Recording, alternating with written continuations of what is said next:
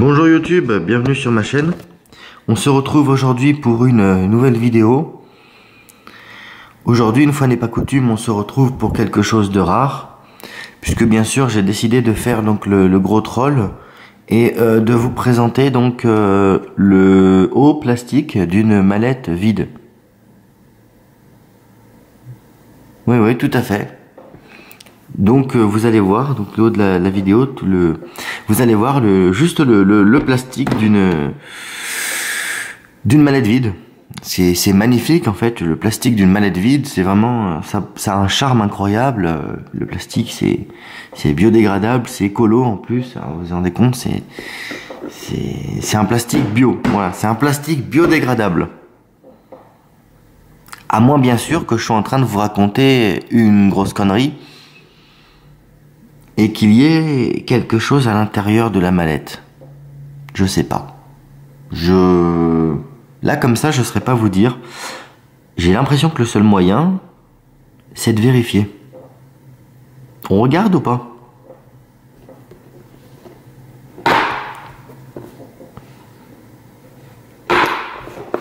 Et... Ah! Oh!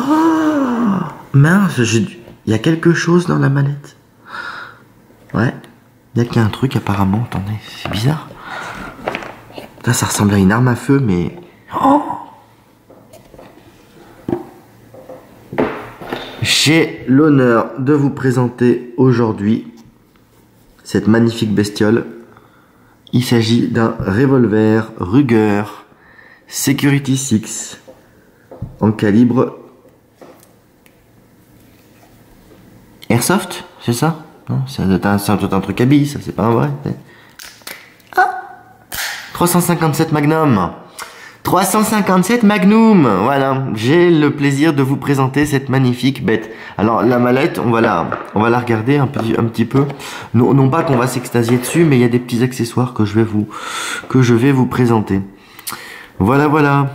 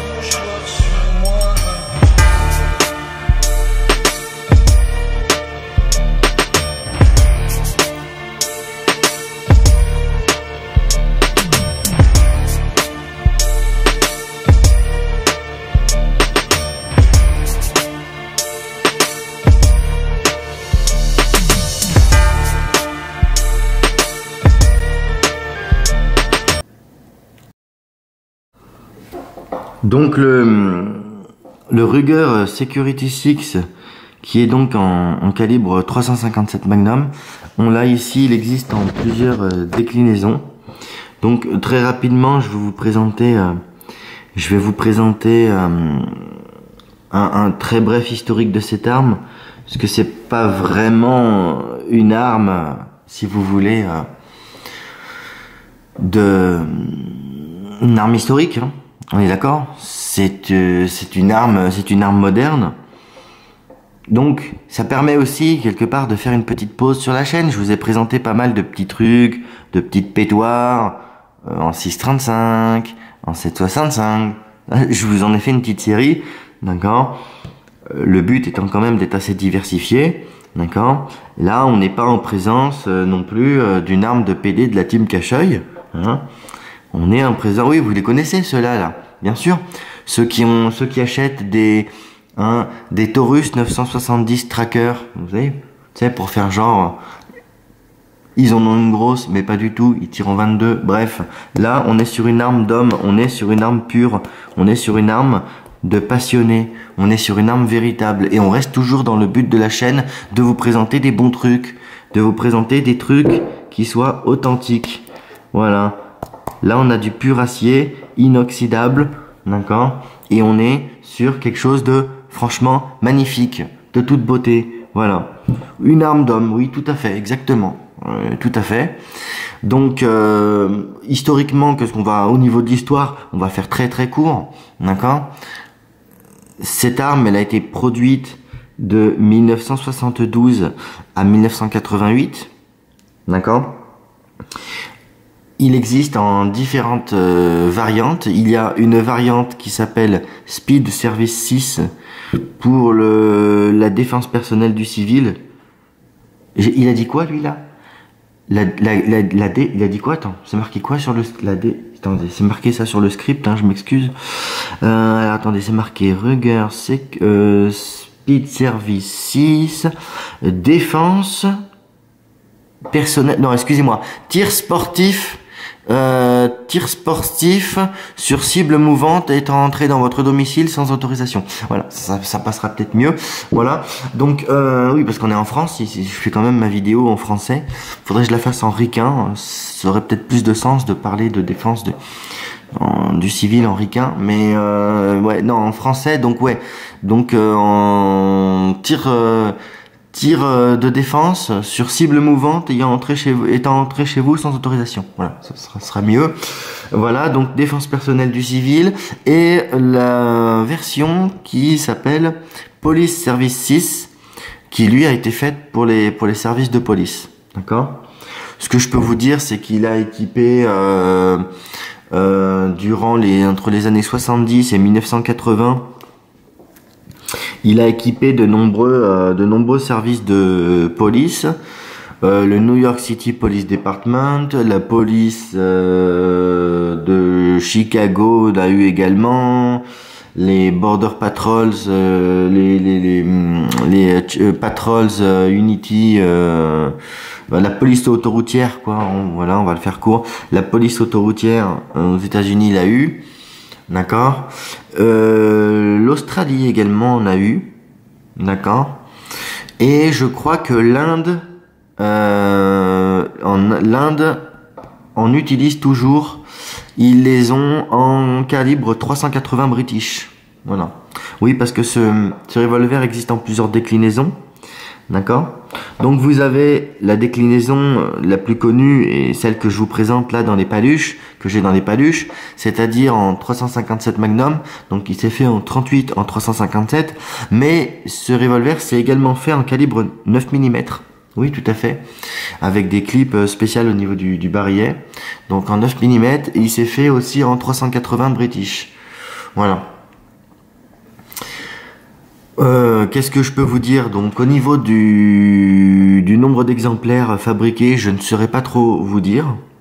D'accord? Ce que je peux vous dire, c'est que le modèle là que vous avez en 4 pouces est un modèle qui pèse 1,2 kg. Alors, le système, il est super doux, hein. Et puis alors vous allez voir à l'armée, donc bien sûr l'armée pleine parce qu'on est des tireurs sportifs et qu'on est des gens vachement dangereux, des vrais commandos de combat de la mort qui tue, hein. Donc bien sûr vous constatez que l'arme elle est chargée, certainement bien sûr que l'arme est vide, c'est évident. Et alors regardez ce que je vais vous montrer, surtout c'est super intéressant, c'est la fluidité du bordel, regarde.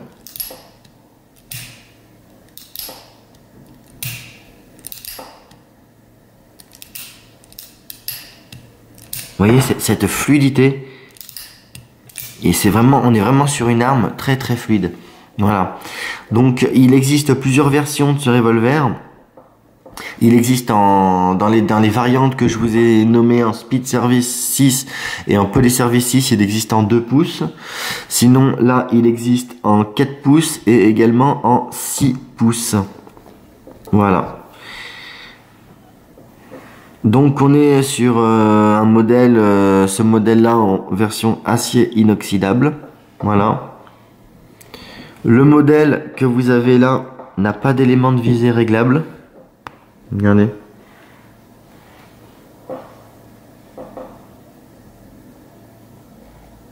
Vous voyez, ce modèle n'a donc pas d'élément de visée réglable.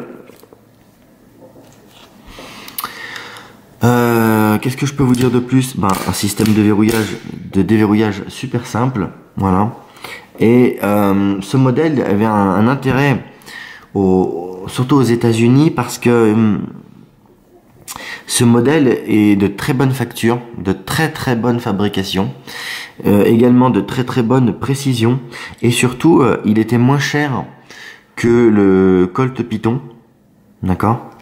Le Colt Python qui était pareil en 357, et celui-ci là, le Ruger, il représentait l'intérêt d'être vraiment moins cher que le Colt Python.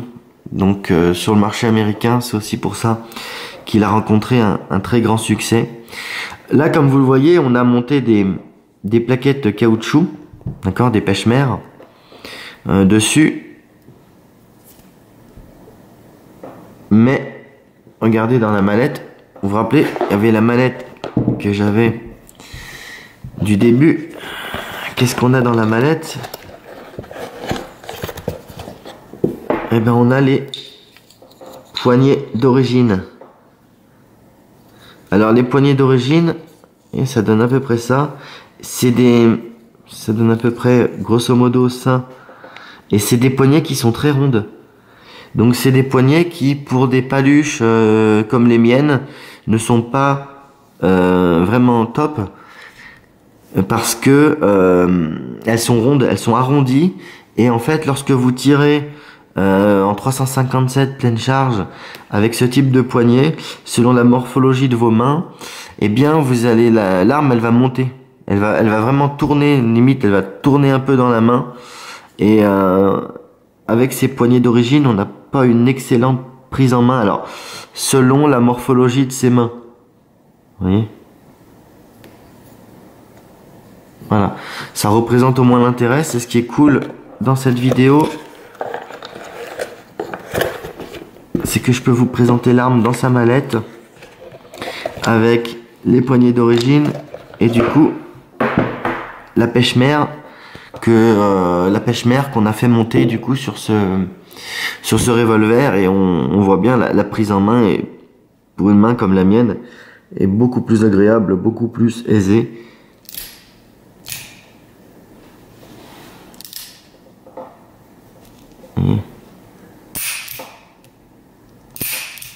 Donc bien sûr c'est un revolver qui fonctionne en simple et en double action, d'accord. Et il est vraiment, regardez, même comme ça, il est doux.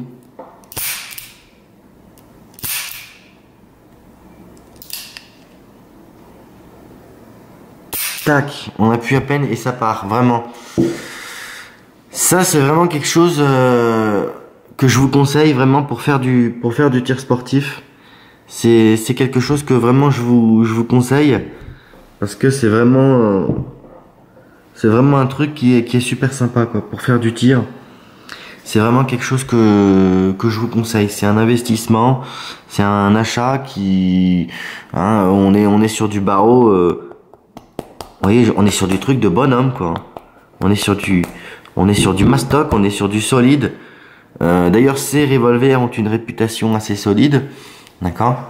Et il faut savoir que ce revolver également, si on s'intéresse historiquement, c'est le petit frère du Ruger SP101. Ruger SP101, vous en avez un, je crois, sur la chaîne. Vous en avez un en 6 pouces. C'est une vidéo qui a été tournée il y a déjà quelques années, hein, il me semble. Vous en avez un en 6 pouces, un Ruger SP101. Mais là, celui-ci, c'est le modèle avant le Ruger SP101. Voilà. Je peux vous dire d'ailleurs, pour la petite histoire, que ce revolver, dans sa version bronzée, il a équipé la police municipale de Sisteron. Voilà, la police municipale de Sisteron, donc dans le 04, dans les Alpes de Haute-Provence, était équipée, je sais pas si c'est toujours le cas, mais ils étaient équipés de Ruger Security 6. Voilà, en version bronzée en 4 pouces. Voilà. Puisque les polices municipales étaient équipées autrefois en 38 spécial. Donc effectivement, certaines polices municipales en France ont pu être dotées de ce type de revolver. Bah, c'est un bon choix. Franchement, c'est un très bon choix.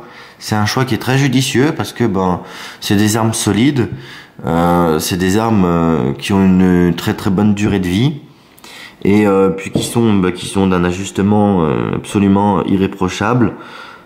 La fabrication Ruger, c'est vraiment une fabrication qui est top, hein. C'est vraiment une fabrication qui est topissime, qui est vraiment irréprochable. Voilà. Voilà. Cette petite vidéo était vraiment surtout faite aussi pour présenter cette arme qui, pour moi, remplit les caractéristiques suivantes, c'est-à-dire que c'est à la fois une belle arme à feu, un bel objet, puis c'est aussi excellent pour faire du tir avec un petit peu de sensation. Voilà. J'espère que cette vidéo vous aura plu. Bien sûr, je vous en souhaite un excellent visionnage. Quant à nous, on se dit à la prochaine pour une nouvelle vidéo. Et selon la formule consacrée, bon tir!